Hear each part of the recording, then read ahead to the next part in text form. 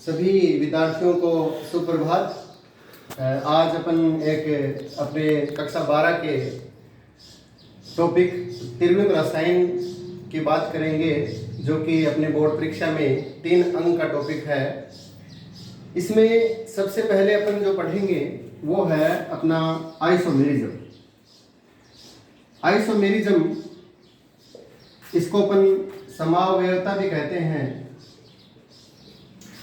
ये क्या होती है इसको आप समझेंगे। समावयवता का मतलब होता है कि 2 या 2 से अधिक यौगिक जिनका कि अणुसूत्र व अणुभार बराबर हो। मैंने क्या कहा? अणुसूत्र व अणुभार,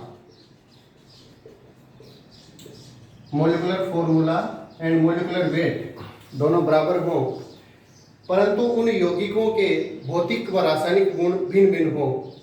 तो इस तरह के जो यौगिक हैं वो यौगिक समावयवी यौगिक कहलाते हैं, और यौगिकों का यह गुण समावयवता कहलाता है।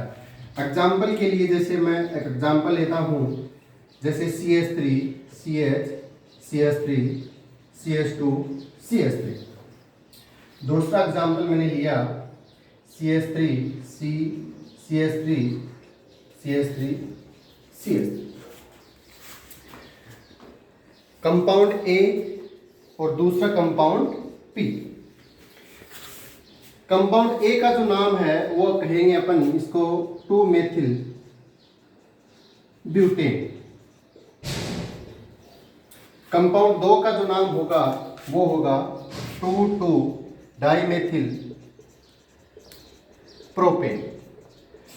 अगर इनकी अपन अणुसूत्र व अणुभार की बात करते हैं तो देखो यहाँ पे अपने पास 5 कार्बन है, 1 2 3 4 और 5। हाइड्रोजन देखो 3 और 3 6, 7 और 2 9, 9 और 3 12, C5H12। यहाँ पे भी देखो C5H12। तो इस हिसाब से अणुसूत्र C5H12, यहाँ पे भी C5H12, दोनों मॉलिक्यूल्स का अणुसूत्र बराबर है। जब अणुसूत्र दोनों मॉलिक्यूल्स का बराबर है तो दोनों का जो अणुभार होगा, मोलिकुलर वेट होगा, वह भी बराबर है। परंतु ये दोनों जो मॉलिक्यूल्स हैं, दोनों जो अणु हैं, ये दोनों अलग अलग हैं, दोनों यौगिक अलग अलग हैं। तो इन यौगिकों के अणुसूत्र और अणुभार दोनों समान हैं, परंतु इनके जो भौतिक और रासायनिक गुण होंगे वो दोनों के अलग अलग होंगे। तो इस तरह के यौगिकों को अपन क्या कहेंगे? समावयवी यौगिक, आइसोमर्स कहते हैं। और यौगिकों के इस गुण को अपन कहते हैं समावयवता। समावयवता एग्जाम्पल में लेता हूं। दूसरा एग्जाम्पल अपन देखते हैं यहाँ पे, जिससे आपको और अधिक समझ में आ जाएगी। जैसे मैंने एक यौगिक लिया C double bond C CH3H CH2 whole 4 COOH। ये H, ये मॉलिक्यूल A लिया। फिर मैंने दूसरा लिया C double bond C CH3 CH2 4 COOH, 4 की जगह 5 कर लो, और ये H और ये H, मॉलिक्यूल A और B। देखो सीधे सीधे देखने पर ये जो मॉलिक्यूल हैं ये अपने को सेम से नजर आ रहे हैं, लेकिन अपने को ध्यान से देखना है। देखो यहाँ पे CH2 4 है और यहाँ पे CH2 5 है, यानी यहाँ पे एक CH2 जो है ये ग्रुप अधिक है। अतः इस स्थिति में अपना जो मोलिकुलर फॉर्मूला है, मोलिकुलर फॉर्मूला और मोलिकुलर वेट दोनों ही क्या है? दोनों ही बराबर, दोनों ही मॉलिक्यूल के नहीं है। तो इस स्थिति में ये दोनों मॉलिक्यूल जो है समावयवी यौगिक नहीं कहलाएंगे और समावयवता प्रदर्शित नहीं करेंगे। इसका मतलब क्या है कि समावयवता प्रदर्शित करने के लिए क्या होना जरूरी है? जो भी मॉलिक्यूल समावयवी यौगिक होंगे वही मॉलिक्यूल समावयवी यौगिक होंगे जिनका अणुसूत्र और अणुभार दोनों क्या हो? समान हो। इसके बाद में ये जो आइसोमेरिज्म है इसको अपन क्लासिफाइड करेंगे। तो समावयवता जो होती है यह 2 प्रकार की होती है। एक तो होती है संरचनात्मक समावयवता। संरचनात्मक समावयवता, इसका अध्ययन अपन कक्षा 11 में करते हैं। और दूसरी है त्रिविम समावयवता, इसको अपन स्टीरियो आइसोमेरिज्म कहते हैं। स्टीरियो आइसोमेरिज्म और ये है स्ट्रक्चरल आइसोमेरिज्म।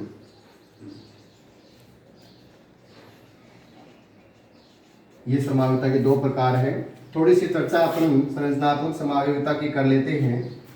संरचनात्मक समावयवता अपन ऐसे कहेंगे, वो चीज अपन समावयवता वाली यहीं पे रखेंगे। अपन कहेंगे कि मोलिकुलर फॉर्मूला, मोलिकुलर वेट दोनों का बराबर होगा, जिनके अंदर भी अपन अध्ययन करेंगे, परंतु उनकी जो संरचनाएं हैं, संरचनाएं उनकी अलग अलग होंगी। वो कैसे अलग अलग होंगी, तो इसके भी आगे आगे पार्ट हैं, वो अपन करते हैं। ये 5 प्रकार की होती है। सबसे पहली है श्रृंखला समावयवता, दूसरी है स्थिति समावयवता, तीसरी है आपकी क्रियात्मक समूह समावयवता, और चौथी है मध्यावयवता, और 5वीं है चलावयवता।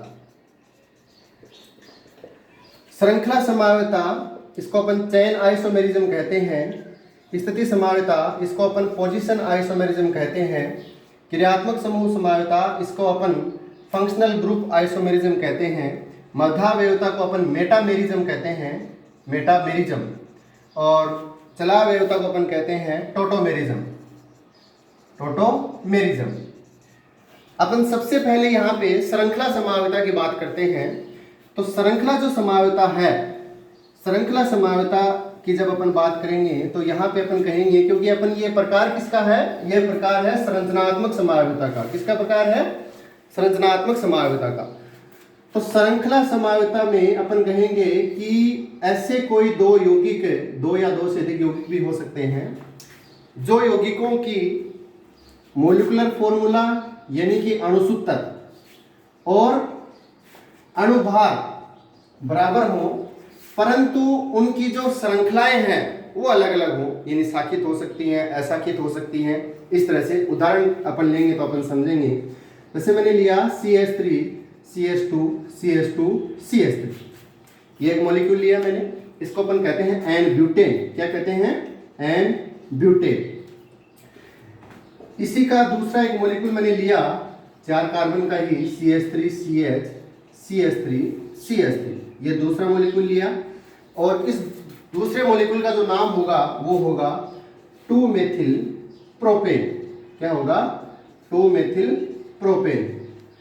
तो इस हिसाब से दोनों मॉलिक्यूल को आप देखो ध्यान से, ए मॉलिक्यूल और बी मॉलिक्यूल, दोनों के अंदर जब अपन मॉलिक्यूलर फॉर्मूले की बात करते हैं तो देखो यहाँ पे C4 और H कितने हैं, 3 और 3 6, और 6 और 4 10, और इसके अंदर देखो कितने हैं कार्बन, 1 2 3 और 4, तो 4 कार्बन और हाइड्रोजन कितने हो गए देखो 10, 3 और 3 6 और 3 9 और 1 10। इस प्रकार से अपन कहेंगे कि दोनों मॉलिक्यूल ए और बी के अंदर अणुसूत्र जो है वो दोनों समान है, और जब अणुसूत्र समान होते हैं तो इनका अणुभार भी समान होता है।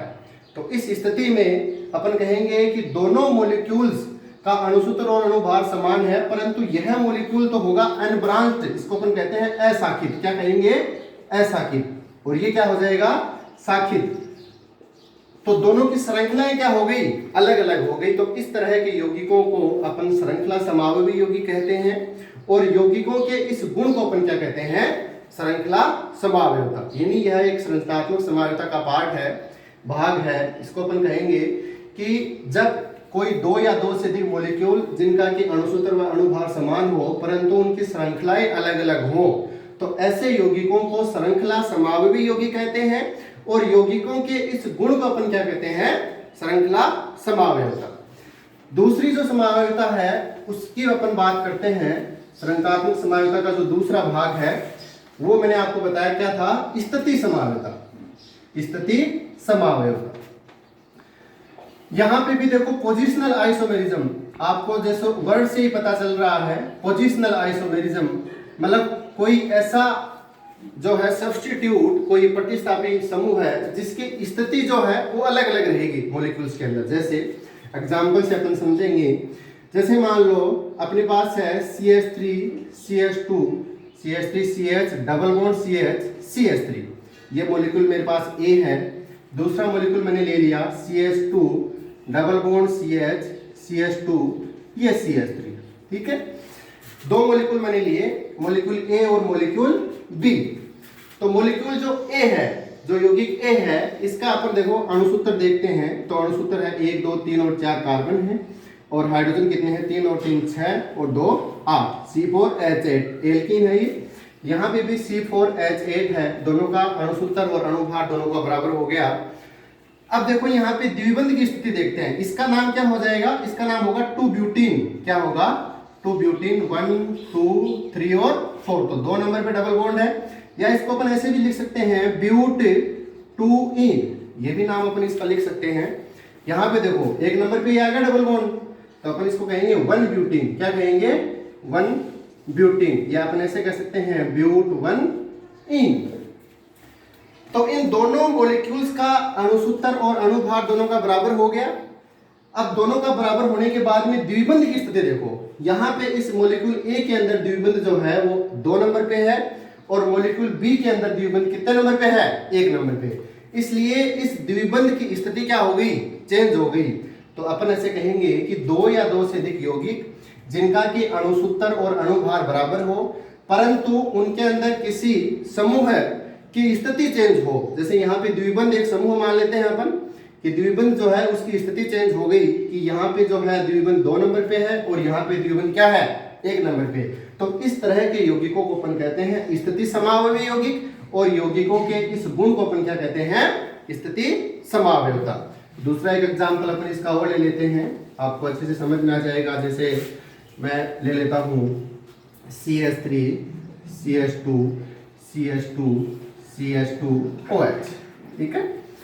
ये अपना अल्कोहल है, 4 कार्बन का अल्कोहल है। इसका अणुसूत्र हो जाएगा C4H, देखो कितने हैं, 3 और 2 5 और 2 7 और 2 9 और 1 10, C4H10 और O, ठीक है। ये मॉलिक्यूल ए हो गया। मॉलिक्यूल बी देखो CH3 CHOH CH2 CH3, ये मैंने मॉलिक्यूल बी ले लिया। इसका जब जो होगा अणुसूत्र देखो C4 हो गया, 1 2 3 और 4, हाइड्रोजन देखो 3 और 3 6, 6 और 2 8, 8 और 1 9 और 9 और 1 10, C4H10 और ऑक्सीजन, ये आपका ऑक्सीजन। तो इस तरह से आपका मॉलिक्यूल ए और बी जो है, इन दोनों मॉलिक्यूल्स का अगर अपन नाम देखेंगे तो अपन इसको कहेंगे ब्यूट 1 ऑल। क्या कहेंगे, ब्यूट 1 ऑल, और इसको अपन कहेंगे ब्यूट 2 ऑल, 1 ब्यूटेनॉल या 2 ब्यूटेनॉल भी अपन इसको कह सकते हैं। तो यहाँ पे देखो दोनों मॉलिक्यूल्स के अंदर मॉलिक्यूलर फॉर्मूला और मॉलिक्यूलर वेट बराबर हो गया, समान हो गया, परंतु जो OH समूह है, अपना जो हाइड्रोक्सी समूह है, ये प्रतिस्थापित समूह है, यहाँ पे फंक्शनल ग्रुप है, इसकी स्थिति चेंज हो गई। जैसे यहाँ पे 1 नंबर पे है, ये देखो इधर से नंबरिंग करेंगे इसके अपन 1 2 3 और 4, इसके नंबरिंग यहाँ से करेंगे 1 2 3 और 4। तो स्थिति चेंज होने के कारण, यानी OH समूह की स्थिति बदलने के कारण, चूंकि मॉलिक्यूलर फॉर्मूला और मॉलिक्यूलर वेट दोनों का बराबर है, इस कारण इन दोनों समावयवों को अपन कहेंगे स्थिति समावयवी, और यौगिकों के इस गुण को अपन क्या कहते हैं, स्थिति समावयवता। तीसरी समावयवता जो है, संरचनात्मक समावयवता का प्रकार तीसरा जो है, उसकी अपन बात करेंगे, वो है क्रियात्मक समूह समावयवता।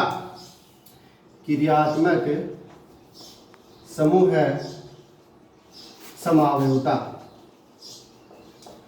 इसको अपन कहते हैं functional group, functional group isomerism. देखो आपको सबसे पता चल रहा है फंक्शनल ग्रुप आइसोमेरिज्म, क्रियात्मक समूह समावयवता, यानी यहाँ पे बात किसकी होगी, क्रियात्मक समूह की। यानी कोई भी जब आप 2 यौगिक लेंगे, उन दोनों यौगिक के अंदर अपन क्या करेंगे, क्रियात्मक समूह परिवर्तित कर देंगे। जैसे एग्जांपल के लिए मैं लेता हूं यहाँ पे CH3 CH2OH, इसको अपन एथेनॉल कहते हैं, और दूसरा एक यौगिक मैं लेता हूं CH3O CH3, यह आपका है ईथर, ठीक है। ये तो आपका हो गया अल्कोहल, और ये हो गया आपका ईथर। देखो ये अल्कोहल और ये ईथर, यानी क्रियात्मक समूह चेंज हो गया। यहाँ पे आपका जो है अल्कोहलिक क्रियात्मक समूह है, और यहाँ पे क्या है, ईथर क्रियात्मक समूह है। तो ये कंपाउंड ए और ये कंपाउंड बी। अब दोनों कंपाउंड का देखो मॉलिक्यूलर फॉर्मूला, यहाँ पे देखो C2, और हाइड्रोजन कितने, 3 और 2 5 और 1 6, C2H6 और एक साथ में क्या है O।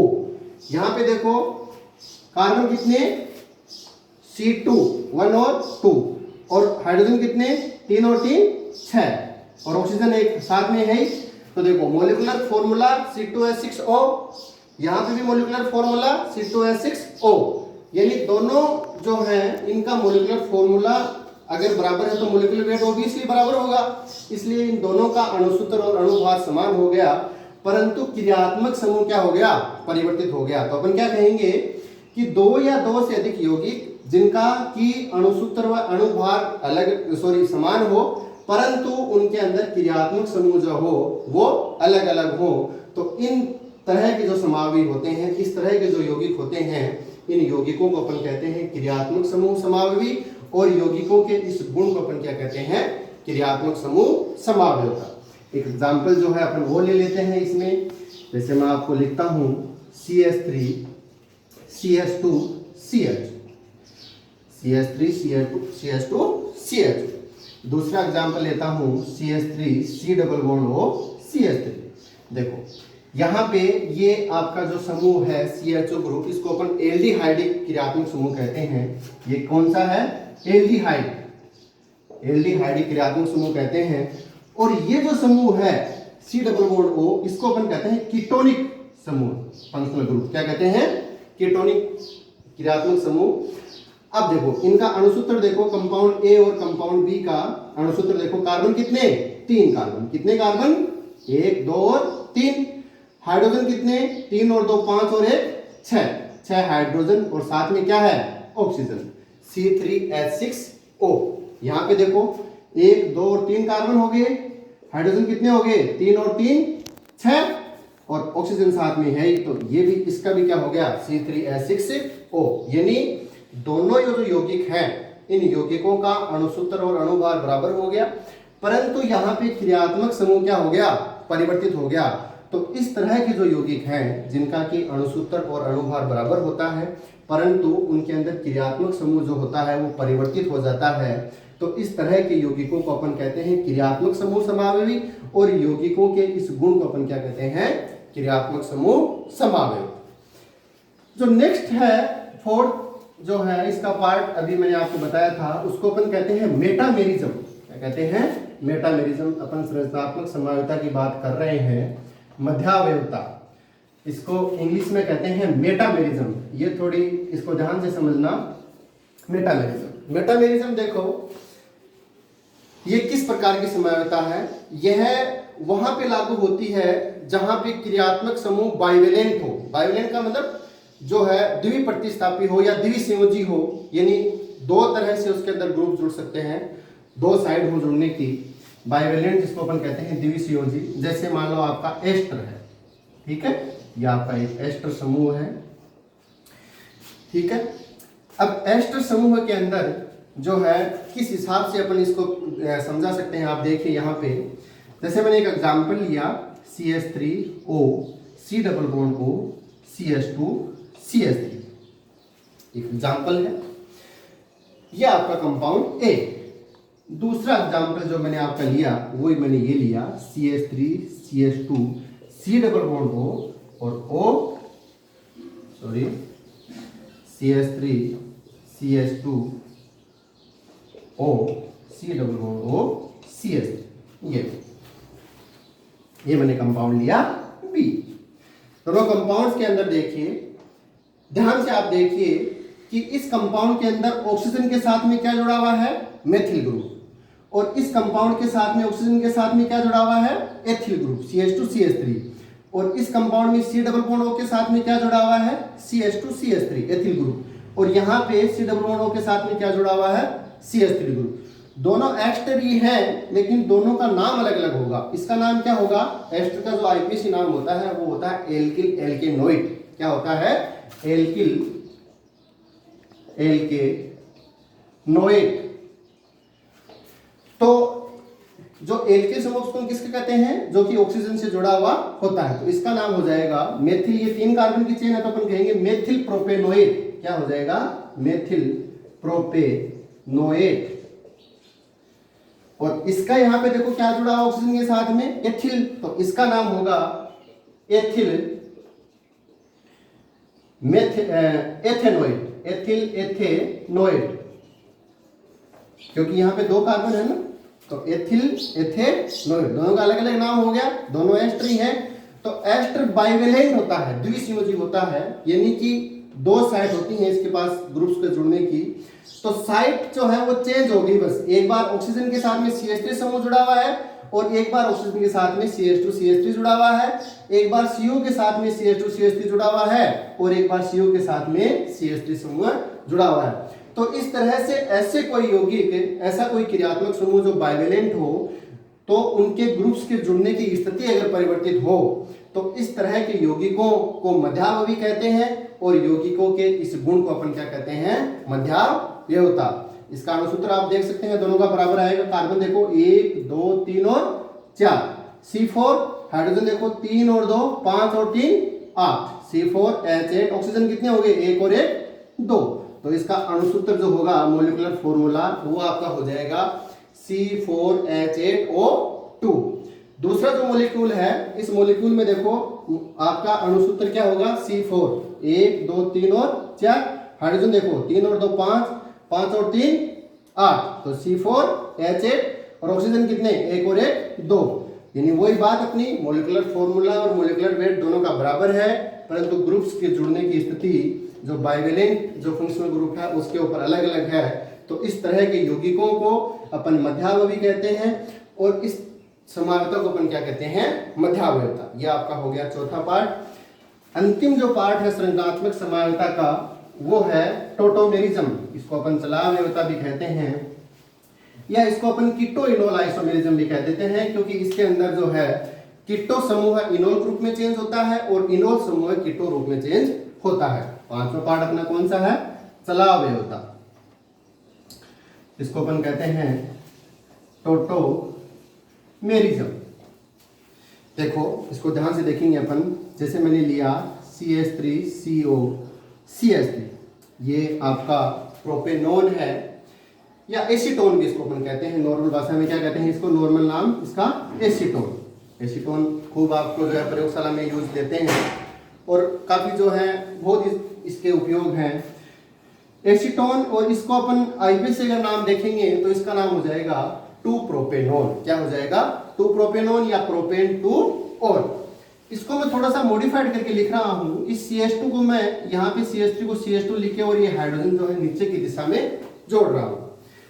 दूसरा जो है, अब देखो ध्यान से देखेंगे इसको अपन, C double bond O group के अंदर आपको पता है जो कि डबल बॉन्ड जो है उसके अंदर जो द्विबंध है वो ऑक्सीजन की तरफ शिफ्ट होता है, क्योंकि ऑक्सीजन की कार्बन से विद्युत ऋणता ज्यादा होती है। तो इस स्थिति में इसके ऊपर आंशिक ऋणावेश आता है और यहाँ पे आंशिक धनावेश आता है। तो उसको पूरा करने के लिए जो हाइड्रोजन अपने इलेक्ट्रॉन यहाँ पे देख के चला जाएगा और ये जो समूह है वो इनोल रूप में परिवर्तित हो जाएगा। जैसे CH3, C जो है ये O नेगेटिव, अब देखो ये हाइड्रोजन H+ के रूप में जाएगा तो ऑक्सीजन के साथ में आके जुड़ जाएगा, तो ये हो गया OH और डबल बॉन्ड क्या हो जाएगा CH2, तो ये हो गया कीटो रूप। आपका क्या हो गया, कीटो रूप। और ये किस में चेंज हो गया, इनोल रूप में, यानी कीटो इनोल में चेंज होता है और इनोल कीटो के अंदर परिवर्तित होता है।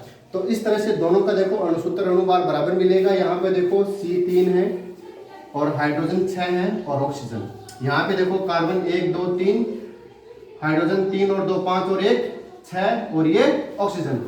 बस परिवर्तित क्या हुआ है, कीटो रूप इनोल रूप में परिवर्तित हुआ है। डबल बॉन्ड के साथ में जो कार्बन है इसके साथ में OH समूह जुड़ा हुआ है, इसलिए अपन इसको इनोल रूप कहते हैं। क्या कहते हैं, इनोल रूप। तो इस तरह से यह आपकी संरचनात्मक समानता जो है वो पूरी होती है। नेक्स्ट जो है त्रिविम समानता की बात अपन नेक्स्ट उसके अंदर करेंगे। Thank you.